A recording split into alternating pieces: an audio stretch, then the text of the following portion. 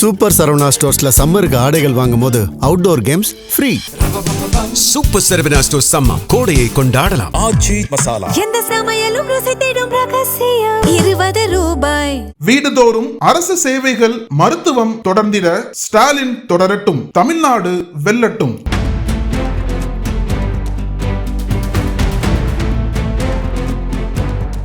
நாடாளுமன்றம் 3 நாள் சிறப்பு கூட்டத்தொடர் 16ஆம் தேதி கூடிய நிலையில் நாடாளுமன்றம் மற்றும் சட்டசபையில் பெண்களுக்கு 33% இடஒதுக்கீடு மசோதா, தொகுதி மறுவரையறை மசோதா, யூனியன் பிரதேச தொகுதிகள் மறுவரையறை மசோதா ஆகியவற்றை உள்ளடக்கிய 2026ஆம் ஆண்டுக்கான அரசியலமைப்பின் 131வது திருத்த சட்ட மசோதாவை மத்திய சட்டத்துறை அமைச்சர் அர்ஜுன் ராம் மேக்வால் தாக்கல் செய்தார்.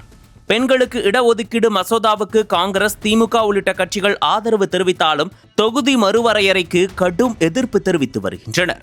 அதாவது கடந்த 2011ஆம் ஆண்டு மக்கள் தொகை அடிப்படையில் தொகுதி மறுவரையறை செய்து மக்களவை தொகுதிகளை அதிகரிக்க ஒன்றிய பாஜக அரசு தீவிரம் காட்டியது. மக்கள் தொகை அடிப்படையில் தொகுதி பங்கீடு செய்யப்பட்டால் தமிழகம் உள்ளிட்ட தென் மாநிலங்களின் பிரதிநிதித்துவம் குறைய வாய்ப்புள்ளது என எதிர்க்கட்சிகள் நாடாளுமன்றத்தில் கடும் எதிர்ப்பு தெரிவித்தனர். அப்போது அரசியலமைப்பின் 131வது திருத்த மசோதாவை அறிமுகப்படுத்தும் நடவடிக்கைக்கு எதிராக மக்களவையில் எதிர்க்கட்சி உறுப்பினர்கள் வாக்கெடுப்பு கோரி வலியுறுத்தினர். அதில் இந்த 3 மசோதாக்களை மக்களவையில் அறிமுகம் செய்ய 251 பேர் ஆதரவு தெரிவித்தனர். 185 பேர் எதிர்ப்பு தெரிவித்தனர். இதனையடுத்து பெரும்பான்மை அடிப்படையில் 3 மசோதாக்களும் மக்களவையில் அறிமுகப்படுத்தப்பட்டன. அதன்படி இந்த மசோதாக்கள் தொடர்பாக நாடாளுமன்றத்தில் ஆளுங்கட்சிக்கும் எதிர்க்கட்சிகளுக்கும் இடையே கடும் விவாதம் நடைபெற்றது. இந்த விவாதத்தில் பிரதமர் நரேந்திர மோடி, மத்திய உள்துறை அமைச்சர் அமித்ஷா, மக்களவை எதிர்க்கட்சித் தலைவர் ராகுல் காந்தி, திமுக எம்பி கனிமொழி உள்ளிட்டோர் பேசினர். 2 நாட்களாக நடந்த காரசார விவாதத்திற்கு பிறகு ஒன்றிய பாஜக அரசு கொண்டு வந்த தொகுதி மறுவரையறை மசோதாவுடன் பெண்களுக்கான 33% இடஒதுக்கீடு மசோதா தொடர்பாக மக்களவையில் வாக்கெடுப்பு 17ஆம் தேதி நடைபெற்றது. இந்த வாக்கெடுப்பில் பிரதமர் மோடி, ராகுல் காந்தி உள்ளிட்ட 489 உறுப்பினர்கள் பங்கேற்றனர்.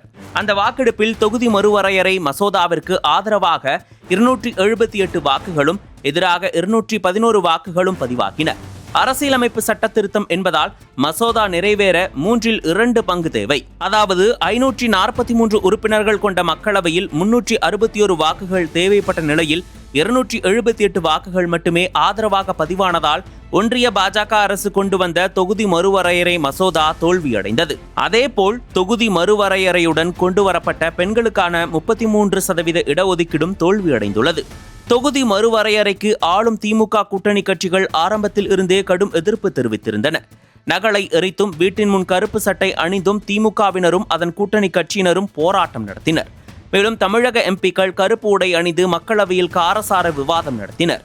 இந்த நிலையில் வாக்கெடுப்பு மூலம் தொகுதி மறுவரையறை மசோதா தோல்வியடைந்துள்ளது.